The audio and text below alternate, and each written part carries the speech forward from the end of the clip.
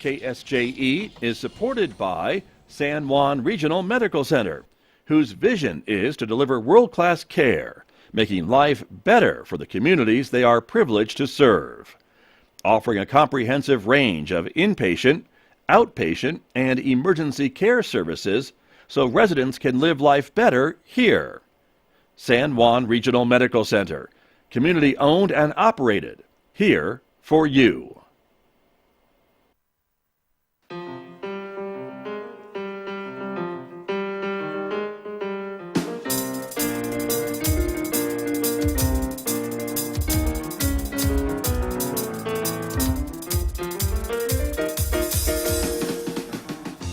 Thirteen minutes past 8 o'clock. It is Thursday morning, the 27th day of April, 2023. Good morning, everyone. I'm Scott Michlin. Thank you for tuning in to KSJE 90.9 FM over the air right here in San Juan County, New Mexico. 103.3 FM broadcasting, of course, in Durango, Colorado, and streaming everywhere else on the planet from our website, of course, at ksje.com. And you can also always ask your smart speaker to play KSJE wherever you are as well. We also want to welcome our viewers who are watching this visual radio program because, as you know, KSJE is a community-supported visual radio station. So the video this morning is streaming live to the KSJE Facebook page and our YouTube channel. So we welcome you, everyone, to what we're going to be talking about today, which is the San Juan County Partnership. We'll be talking a lot about some of the upcoming events, some of the things that they are watching and warning about. That is coming up today at 8:10 right here on KSJE in just a few more moments. Then later on this morning, we'll be checking in with New Mexico Workforce Connection. They have a big, and I mean big, hiring event that's happening next week out at McGee Park. We'll get the details on that, what some of the jobs available are, and some of the other resources for job seekers in the county. That's coming up later on today at 8:50 a.m. on KSJE. Next hour, of course, Mick Hess is going to take us roving with the arts. It is our classical music program, and Mick today is featuring music from Spanish composer Oscar Navarro. You'll hear some of his music coming up today next hour at 9:06 on Roving with the Arts. Don't forget, in addition to Facebook and YouTube, you can connect with KSJE on Twitter and on Instagram.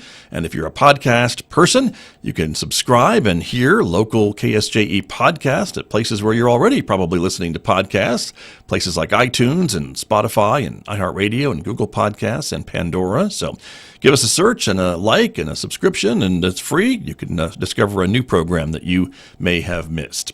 Outside our studios here at San Juan College, it's sunny Thursday morning so far. Winds are calm at 4 miles per hour. We're expecting a mostly sunny day today with a high of about 71 degrees in Farmington, but those winds will be kicking up.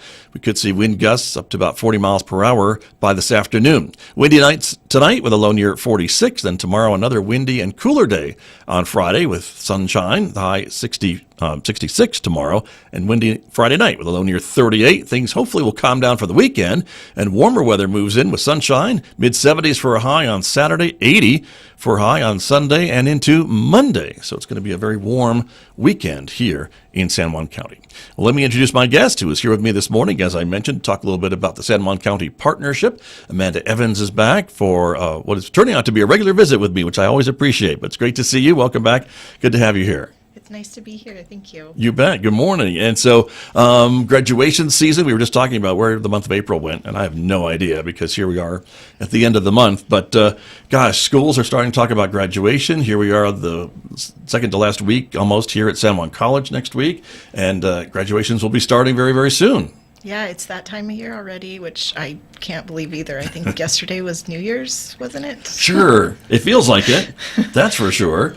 And so with that being said, though, I know the partnership always has concerns around this time of year and wants to remind folks about some of the new-ish laws in New Mexico about alcohol and serving alcohol to minors and things along that line, right? It could get you in trouble if you're not careful. Yes, we take this time of the year really, around proms, graduations, times like that when it's more likely that youth are drinking, and especially when it's a time that a parent might think, yeah, this is okay. I'd rather them drink at my house than, drink somewhere else. And so we really want to talk about some of the dangers of that and the consequences if you get caught, because it is a fourth-degree felony to provide alcohol to anyone but your own child.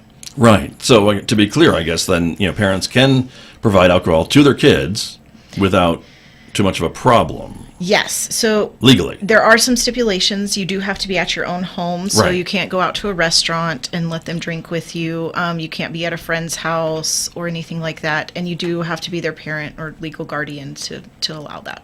Got you. But if I'm having a graduation party for my kids and their friends, and we're serving alcohol, then the other friends are drinking the alcohol, then I am liable. Yes, and even if it's a niece, nephew, someone related to you, if they're not your own child, you can still get in trouble. And yes, if you've got even one other kid there and they're having alcohol and you get caught, it's a 4th-degree felony, and that's going to cause some definite issues for you.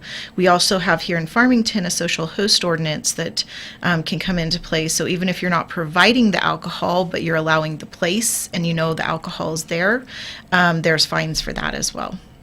With underage Yes. kids, right? Yes. And so if they've brought it in or snuck it in or whatever, but I'm aware that it's there and don't do anything about it, I'm on the hook. Yes. Gotcha. And these bills and laws are relatively recent, are they not? I mean, within the last, 5 years maybe? No, it's been a little longer than that. Yeah, the social host one is. I have no sense of time, as we just established at the beginning of the show. That's true. So never mind. But yeah. Well, the social host ordinance with Farmington is around 5 years or so. Okay. I don't remember the exact year it was passed, but it's pretty new. Okay. The ones at the state have been around for a while. Got you. And that's that kind of 4th-degree felony one that you were Yes. mentioning and things along that line. And remind us just how serious a 4th-degree felony is. I mean, all felonies are pretty serious for sure. Yes. 4th degree, what is that? What So, penalties does that come with? It comes with about a $5,000 fine and also up to 18 months in jail. Okay. So that can be at the discretion, of what happens in the courts and things, of how much of that time you might get or how much of that fee. But those are kind of what you could look at is if you're throwing a party, and especially, if someone gets hurt or you're allowing kids to drive after they've been drinking, even then you can go into some civil penalties if Right. and charged with some stuff there if someone gets hurt driving from alcohol that you've provided. But Or hurt someone else. yes. Even, right? Yep. So, okay. So the 4th-degree felony is something that goes on your record. It's going to cause you problems voting. It's going to cause you problems getting jobs, driver's license, all kinds of things that can, interfere with your life. Right. Very, very true.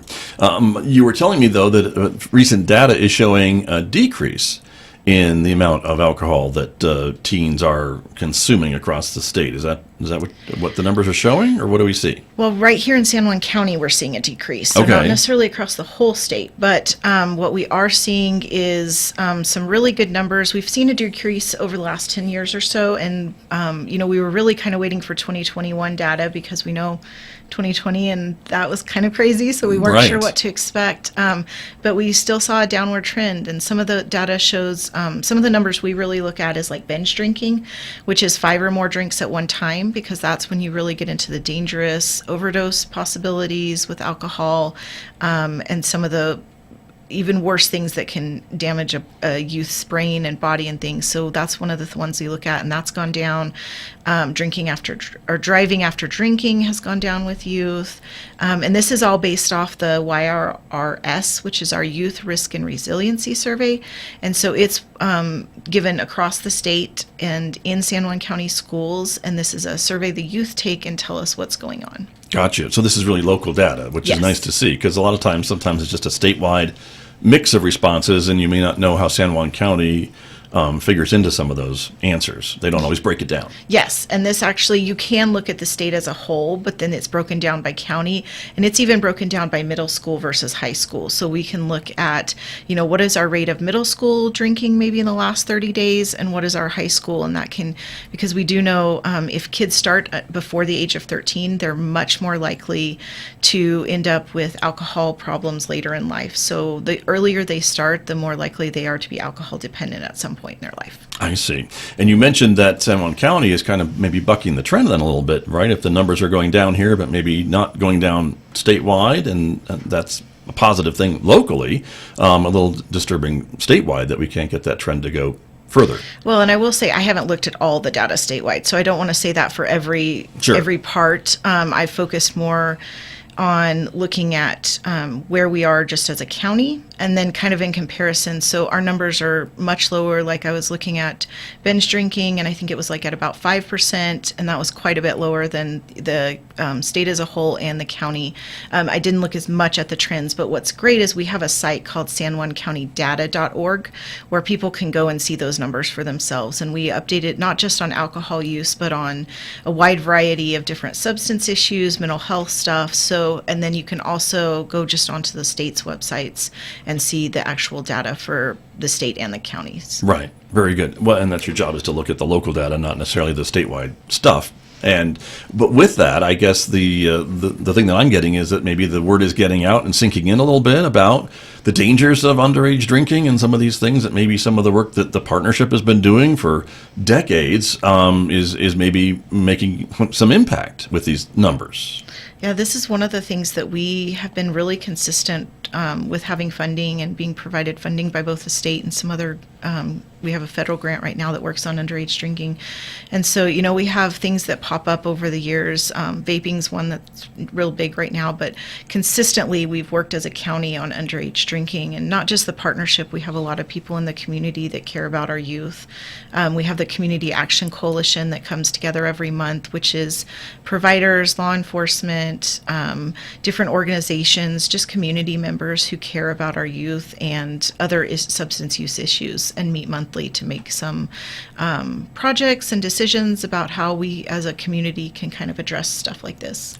Right, which is great to see. And that survey is so important, and I guess it really got to send out thanks to the school districts, right, that provide the instructional time to administer that survey, that gives the state the data that they share with you, and we can get some of these local results. Yeah, it's great that the schools participate.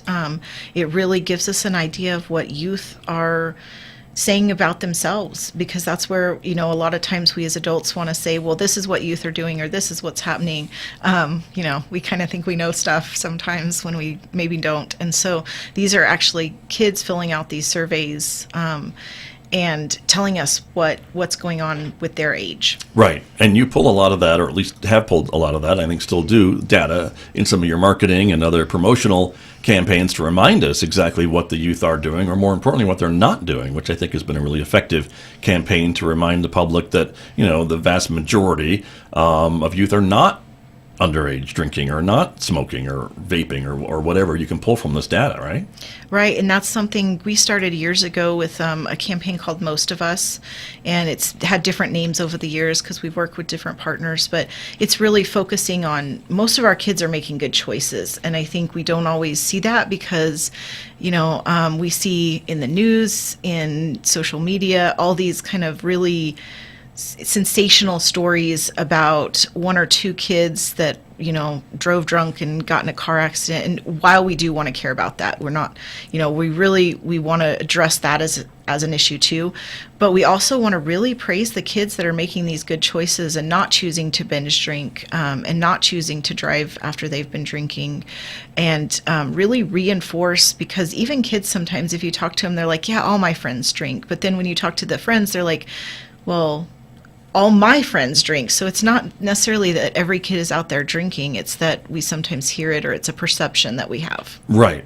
So it's important to kind of get out the right data and with some surveys and other data to back up what's being said. And so that's really important as well.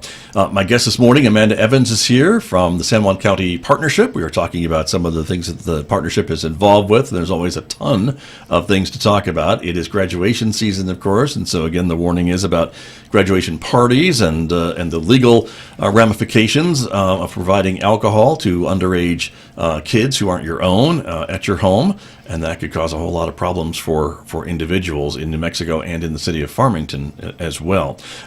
Other stuff that I wanted to ask you a bit about, these surveys, of course, which are really important. Are they showing kids that do drinking younger than before? Are we still seeing that? We've seen a decrease in that one as well. Have we? There's still, again, we're always going to have work to do because we're never going to get it at zero. It would be great if we did. But so we do have kids that are drinking early, but that's one of those that if you go onto that San Juan County data.org, you can really, there's a graph that shows all of these trending down over the last about 10 years. And it's really, it's great that we are seeing kids not drink as early, because what we do know excuse me, from the brain science is that your brain does not stop developing till you're about 25. So any alcohol before that can be dangerous, but the more you drink and the more often you drink is definitely making problems with your brain and breaking down connections that don't always get rebuilt. Interesting. We're talking about alcohol, but I'm assuming you've got data then about smoking and vaping and marijuana use and things along that line too that comes out of this survey? We do. I did not look at that data for today. Right, that's all right. But I do know we're not, cannabis and vaping are two of our big issues right now with youth because we did, it's legal now for cannabis to be used only by adults over 21. And it's actually a fourth-degree felony for someone. You cannot even provide cannabis to your own child. So it's a little bit different there. Right. So it is a fourth-degree felony for that too. But yeah, we've just started a vaping presentation with some of the schools around here. We've heard stories. One school nurse told us about a first grader that was caught vaping at school. So we're seeing that younger, and we're seeing it more often because people think it's totally safe. It's kind of been promoted as that for years, and there are some benefits if you're an adult over 25 and using it to stop smoking, but if you're a youth, it's never a good idea. Right. And a first grader, that was telling me, about 6 years old? Yeah, my son is a first grader and he's 7. Okay. So, yep, 6 or 7. Yeah, Mm-hmm. that's young.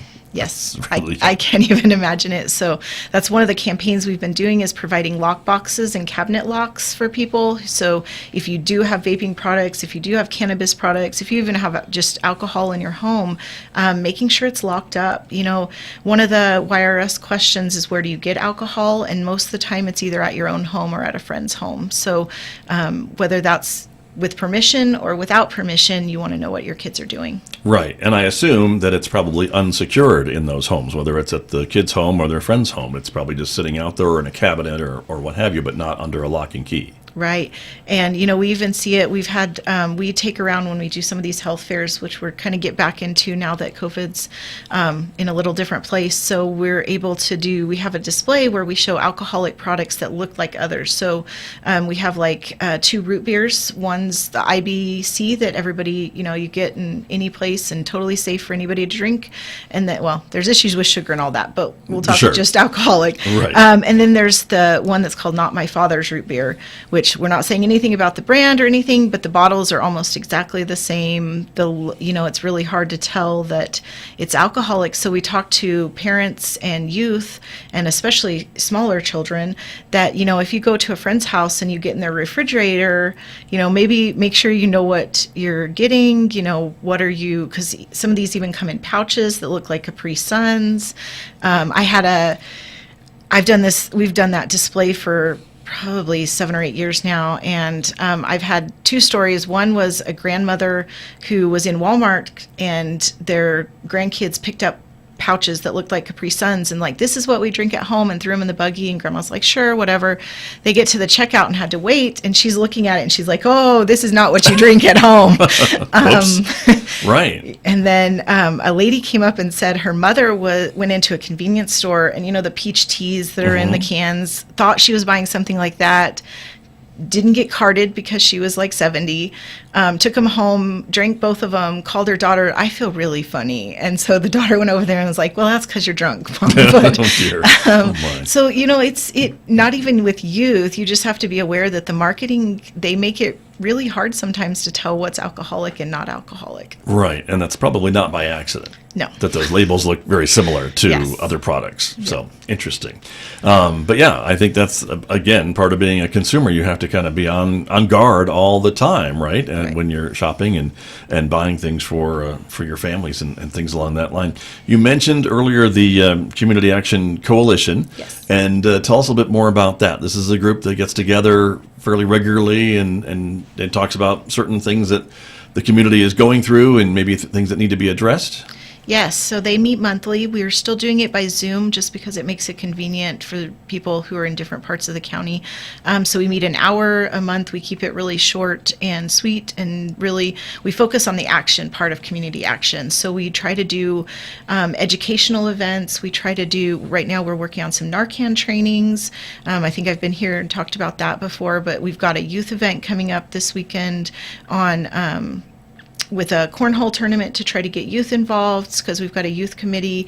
It's just a lot of work around trying to get the vaping stuff in schools. So it's all these different pieces, and we have a lot of really great organizations in the community doing work. And so this meeting allows them to collaborate and know what each other's doing, talk about how we can help each other more. Great. And this cornhole tournament, can you give us the details about that? It's happening this weekend, you said. Yes, it's over at the Boys and Girls Club, and all the information's on our website, or on our Facebook page, so Okay. they can go there and get details on the time. We're doing it in partnership with Desert View and some of their work they're doing, so it's going to be a good event for kids just to get involved with, and then hopefully we can recruit some of them to work with us and give some input. Nice. Very good. You mentioned, too, the Narcan training that you have talked with me about here before, and it looks like there may be some others coming up later on this summer, some of the Train the Trainer type of events and things like that hopefully will get the word out and be able to kind of expand the folks who are comfortable to administer this type of treatment. Yes, we actually just had one yesterday, and it was for just anyone in the community who wanted to show up. We had a lot of organizations, some of the counseling places. So we had about 25 we trained on Narcan, and then we are going to have our state, the person who trains for the whole state is going to be coming in to do some with individual places. So we have about 3 different businesses, counseling service type places that are going to be trained. So that means they'll be able to train other people, and they'll be able to distribute Narcan without a cost to it. Gotcha. Nice. Well, that'll be good. And again, kind of information on the Facebook page when things are being planned and scheduled and things like that, right? Yes, you can always contact us at the partnership if you're wanting something like that for your organization, and we can get you set up. We're also trying to do them about every other month, so we'll have another one in June that's just, if somebody from the community is not part of an organization and wants to go through our training and get some free Narcan to have on hand, they can get in contact with me, and I can give them the details about the next one. Okay, good to know. Also, there's a community survey out that you're asking for folks' opinions and thoughts about a variety of topics, and the survey will be open for a few more weeks, I think, right, to gather some input? Till April 7th. We've had a... Not April 7th. No, May 7th. Sorry. Okay, May 7th. There, see? April's gone. I don't know where it went. Right, I hear ya. So April 7th, we thought it was going to end April 30th, but the state's given us another week. Okay. We've actually had a really great response. We have about 1,400, I think, the last count. But what we need especially is men, because men tend to not fill it out as much. And so we have, I think, about 1,000 women who have filled out the survey, Okay. and only about 400 men. So we'd really like to get more men. It's great because it's pretty quick. I did it through my phone to kind of walk through, and so I could tell people about it. It's really easy. You just go through the prompts, and it won't even take you 5 minutes. You can give your opinion about stuff that's going on in the community, and then you're entered for a drawing for some different prizes weekly. Right. And I'm trying to remember. I did mine, so there's one man in there. And so, but some of the things that you were asking, it's kind of a wide variety of different opinions, right, of things in the county and what you think is happening or what you've heard is happening or things along that line, right? Yeah, and this is kind of, we talked about the YRS, which is kind of a youth-focused survey, so this is the kind of almost the adult version of that. So there's definitely different questions, but it's about, what's going on, how do you see substance use in the community, what are your opinions on things like DWI, cannabis, things like that, and getting what people in the actual community, again, because I do this day in and day out, so sometimes I forget that not everybody knows everything about a certain topic, and so we want to know what the community really knows and sees as issues and wants going on in the community. Right. So again, we have a few more, one more week almost, or maybe just a little bit more than a week, to 10 days to get in and do that. Again, it's available from your Facebook page, I think. Yes. There's a link to get to it. You can do it on your phone. Pretty easy to do, and helps with your planning, I guess, and maybe grant applications. Is that what you use this data for? Yes, it helps the partnership, but it also helps other organizations in the community. This is a statewide survey, so the whole state helps participate. But then our San Juan County data, again, is really important for us to have, just like the youth data is, to really focus on our issues versus being lumped in with the whole state. That data is just important, but in a different way. And so we really want to get our community perspective.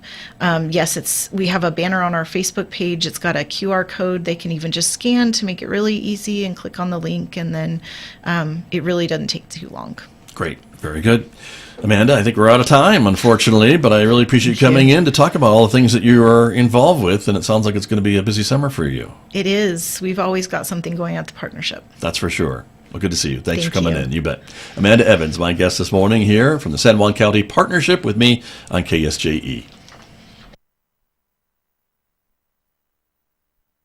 KSJE and San Juan College present the Student Success Coaching Tip of the Week. Week 14, reward yourself and take breaks. Studying can be draining, so treat yourself for a little motivation. Buy a coffee from your favorite coffee shop or get some study snacks from the campus convenience store. You can also reward yourself by taking breaks for activities you enjoy, like walking, reading, or watching TV. Adding in a reward will give you something fun to work toward. Taking breaks is important too. Breaks give you a boost of productivity, reset, and prevent burnout. It might seem like you need to use all your time you possibly can to study, back to back, but your brain will start to slow down if you don't give it a chance to relax. Taking breaks can help you get the most out of your study time with the least amount of stress. The Student Success Coaching Tip of the Week, presented by KSJE and the Student Achievement Center at San Juan College. It's time once again for the KSJE Zero Mile Fun Run, Saturday, May 20th at 10:30 a.m. at San Juan College Learning Commons Plaza. Register today for $15 at ksje.com/funrun and show your backing for community-supported KSJE. Just like a dog chasing a donut on a stick, the Zero Mile Fun Run is designed to be, well, fun. The actual race down a course that's about 15 feet long. The KSJE Zero Mile Fun Run. When it comes to regulating AI, do we need to reinvent the wheel?